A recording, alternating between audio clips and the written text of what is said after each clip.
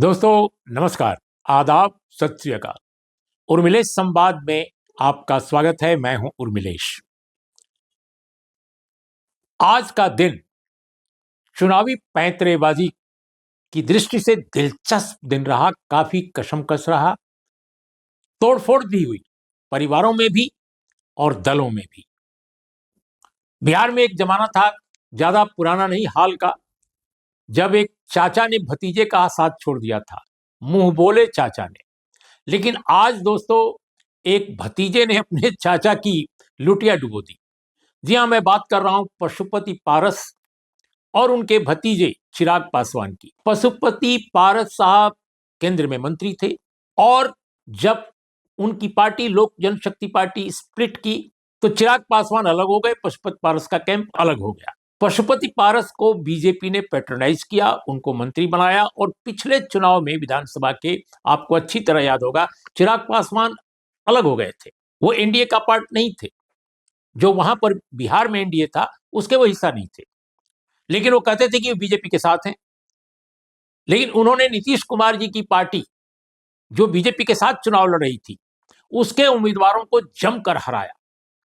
जहां जहां नीतीश कुमार के कैंडिडेट्स थे, हर जगह उन्होंने ऐसे समीकरणों का ध्यान रख करके अपने उम्मीदवार पेश किए थे कि नीतीश कुमार जी के उम्मीदवार हर हालत में हार जाएं, भले ही आरजेडी के जीत जाएं या किसी और के जीत जाएं, लेकिन नीतीश कुमार की डिफीट, उनके पार्टी के उम्मीदवारों की डिफीट गारंटी उसकी हो जाए। तो अब वही चिराग पासवान इस बार भारतीय जनता पार्टी के लाडले बने हुए हैं। तब पशुपति पारस लाडले थे। पशुपति पारस को फौरन केंद्रीय मंत्री बना दिया गया था, लेकिन बीजेपी ने कुछ ही साल के अंदर बिल्कुल पैंतरा ही बदल दिया। उनके चेहरे बदल गए। लोक जनशक्ति पार्टी का कौन सा चेहरा उनको पसंद है, कौन सा अब नापसंद है, अब बिल्कुल सामने बात आ गई। इस तरफ दोस्तों, बीजेपी एक ऐसी पार्टी है जो सिर्फ नेताओं को नहीं पटाती, ये पार्टियों को भी न केवल पटाती है बल्कि निर्धारित करती है कि कौन पार्टी रहे, कौन पार्टी खत्म हो जाए। कई पार्टियां बीजेपी के खेल में खत्म भी हो गई या लुंजपुंज हो गई। आप देख लीजिए, अनेक पार्टियां ऐसी हैं। गोवा में देख लीजिए, महाराष्ट्र गोमांतक पार्टी के कंधे पर चढ़कर बीजेपी ने चुनाव लड़ा था पहली बार गोवा में, जब जब उसको थोड़ी बहुत कामयाबी मिलती नजर आई थी।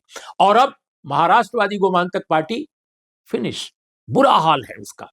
तो ऐसे बहुत सारे वाकये मैं बता सकता हूं। लेकिन दोस्तों, लोक जनशक्ति पार्टी के साथ, उसके दोनों फैक्शंस के साथ बीजेपी ने जो खेल किया है इस चुनाव में, उसका नतीजा भी सामने आ रहा है। पशुपति पारस ने आज केंद्रीय मंत्रिमंडल से इस्तीफा दे दिया, अपने पद से इस्तीफा दे दिया और उनको बीजेपी ने कहा है कि नथिंग डूइंग, आपको टिकट नहीं हम दे सकते हाजीपुर से। तो वो एक ऐसे कैबिनेट मंत्री, एक ऐसे एलआई एनडीए के हैं जिनको शून्य मिला, यानी बिहार की 40 सीटों में शून्य सीट, एक भी सीट नहीं। उनके किसी भी आदमी को कोई सीट नहीं मिली। अब स्थिति है कि उन्होंने तो इस्तीफा दे दिया है, लेकिन वो खुल के अभी ठीक से बोल नहीं पा रहे हैं। बहुत सारे कारणों से डर भी होता है, भय भी होता है। भाई सरकार है और सरकार कोई ऐसी तैसी नहीं है, जिसको चाहे उसको फिनिश कर दे, जिसको चाहे उसको जेल के अंदर भेज दे, ऐसी सरकार है। तो पशुपति पारस साहब इंतजार कर रहे हैं। शायद उनको आश्वासन दिया गया है कि आपको गवर्नर बना दिया जाएगा, खामोश रहिए। अभी वो खामोश रहेंगे, कब वो बोलेंगे पता नहीं। ये भी कहा जा रहा है कि प्रिंस जो हैं, प्रिंस राज, उनके भतीजे जो रामचंद्र पासवान के बेटे हैं, दिवंगत रामचंद्र पासवान, वो भी रामविलास पासवान के भाई थे। 3 भाई, तीनों राजनीति में। अब जितने भतीजे हैं वो भी राजनीति में आ रहे हैं।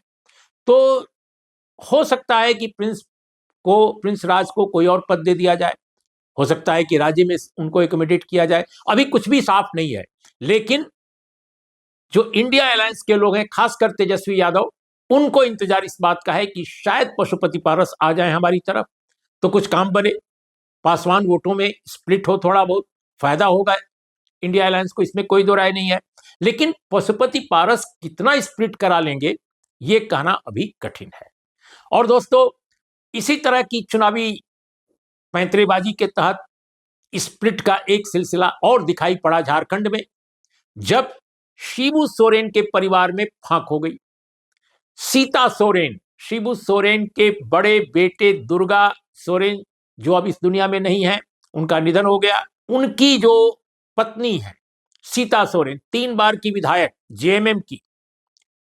अब इन इन पार्टियों में परिवार के लोग ही मतलब टिकट ले लेते हैं और वो मंत्री बन जाते हैं, कभी कभी कुछ कोई कुछ बन जाता है। तो सीता जो सोरेन थी वो भी विधायक 3 बार की, और उनको हर बार लगता था कि वो हेमंत सोरेन से ज्यादा योग्य हैं, क्योंकि वो दुर्गा सोरेन की बीवी हैं।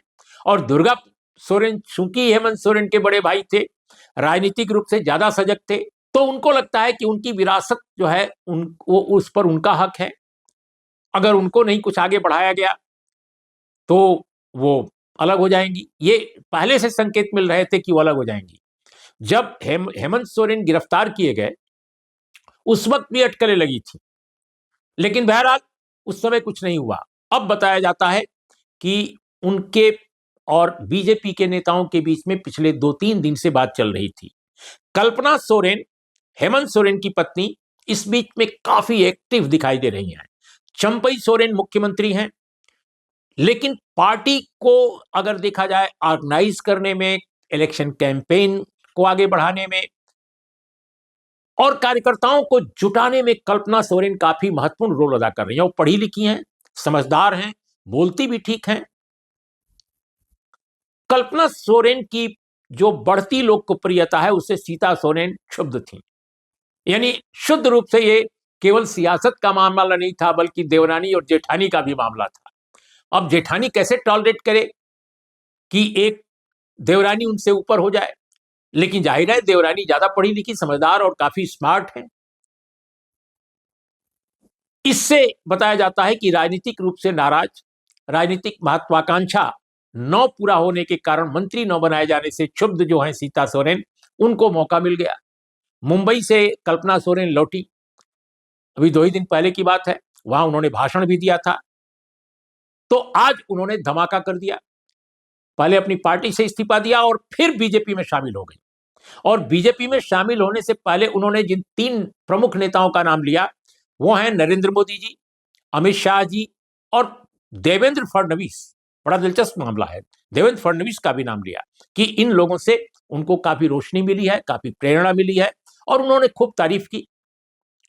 हो सकता है कि देवेंद्र फडणवीस एक जमाने में बिहार झारखंड वगैरह के प्रभारी थे, काफी आते जाते थे, हो सकता है उन्होंने भी पैरवी की हो इनको लेने की। निशिकांत दुबे का नाम उन्होंने नहीं लिया, लेकिन झारखंड की राजनीति को जानने वाले मानते हैं कि निशिकांत दुबे ने भी सीता सोरेन को एक दल बदल कराने में या उनको इंस्पायर करने में कि आप दल बदल के लिए तैयार रहिए, आप जेएमएम के नेताओं के चक्कर में न पड़िए, आप बाहर निकलेंगी तो बीजेपी आपको काफी आगे बढ़ाएगी। लोग बताते हैं कि निशिकांत दुबे भी उनके संपर्क में थे। बहरहाल अब वो अलग हो गई हैं। अब देखना है कि वो लोकसभा का चुनाव भी लड़ती हैं या नहीं लड़ती हैं, क्योंकि अभी भी विधायक हैं। विधायक पद से इस्तीफा देंगी या नहीं देंगी, मॉरली तो देना चाहिए, और वो अगर नहीं देती हैं तो उनके सामने समस्या भी आ जाएगी, क्योंकि उन्होंने ज्वाइन कर ली है पार्टी। तो हो सकता है कि इस्तीफा वो दे भी चुकी हूं, मुझे नहीं अभी तक मालूम है, लेकिन अभी तक खबर नहीं है। देखते हैं क्या होता है।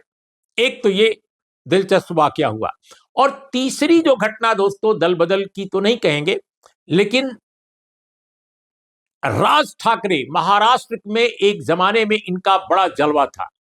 वो जलवा जब था तो जब चाहे तब ये मुंबई बंद कराते थे, खासकर कुछ हलकों को खास हंगामा करके। पहले इन्होंने हिंदी क्षेत्र के लोगों के खिलाफ काफी जहरीला माहौल क्रिएट करना चाहा, कई बार यूपी बिहार वालों को काफी ये कोसते थे, लेकिन वो दबदबा धीरे धीरे राज ठाकरे का घटता रहा। फिर ये अलग हो गए, उद्धव ठाकरे ने नेतृत्व संभाला, जो सॉफ्ट स्पोकन हैं, इनके बिल्कुल एंटीथीसिस हैं, बिल्कुल उलट हैं, समझदार हैं, चित्रकार हैं। लेकिन उद्धव ठाकरे अपने पिता बाल ठाकरे की उस राजनीतिक विरासत से पूरी तरह अलग नहीं हो सकते, जो एक कट्टरता की थी, एक वैचारिक रूप से हिंदुत्व की थी, तो उससे भी जुड़े रहते हैं। लेकिन राज ठाकरे जो कट्टरता की राजनीति है, उसके अलावा एक उनके अंदर उन्माद की राजनीति का भी एक एलिमेंट है, जो बिल्कुल उद्धव ठाकरे में नहीं है। तो अब वो राज ठाकरे भारतीय जनता पार्टी से मुलाकात के लिए, भारतीय जनता पार्टी के नेताओं से मशवरे के लिए, और पार्टी जो उनकी है एमएनएस, उसको 2 सीट पर कम से कम लोकसभा चुनाव लड़ाने के लिए आज वो यहां पर दिल्ली आए हुए थे। वो गृह मंत्री अमित शाह से मिले। बताया जाता है कि उन्होंने शिरडी और दिल्ली की एक सीट मांगी है। मुझे नहीं मालूम कि उनको सीट मिलेगी कि नहीं मिलेगी, लेकिन भारतीय जनता पार्टी हर कीमत पर उनको अपने साथ चाहती है, ताकि वो उद्धव ठाकरे, एनसीपी और कांग्रेस की जो जो गठबंधन उनका है, उसको शिकस्त देने में थोड़ी सी मदद पा जाए। बताया जाता है कि ईडी ने जो 5 साल पहले संभवतः जो इनके खिलाफ छापेमारी की थी, इनके यहाँ भी छापे पड़े थे राज ठाकरे के यहाँ, उसको भी पता चला है कि उसको भी खोले जाने या उस मामले को आगे बढ़ाने का एक थ्रेट था। तो कुल मिलाकर ये बड़ा दिलचस्प जो ये दिन रहा आज का, कि झारखंड से लेकर और बिहार तक और महाराष्ट्र तक हर जगह चुनावी पैंतरेबाजी और दल बदल और परिवार में फूट का इस्तेमाल भारतीय जनता पार्टी ने जबरदस्त ढंग से किया है। देखिए आगे और क्या होता है, लेकिन महाराष्ट्र, झारखंड और बिहार की राजनीति में गुल नए खिल रहे हैं। ये क्या क्या दिखाएंगे रास्ता, क्या ये पैंतरेबाजी का असर होगा, ये कुछ दिनों में जरूर साफ हो जाएगा। तो दोस्तों आज इतना ही। नमस्कार, आदाब, सत श्री अकाल।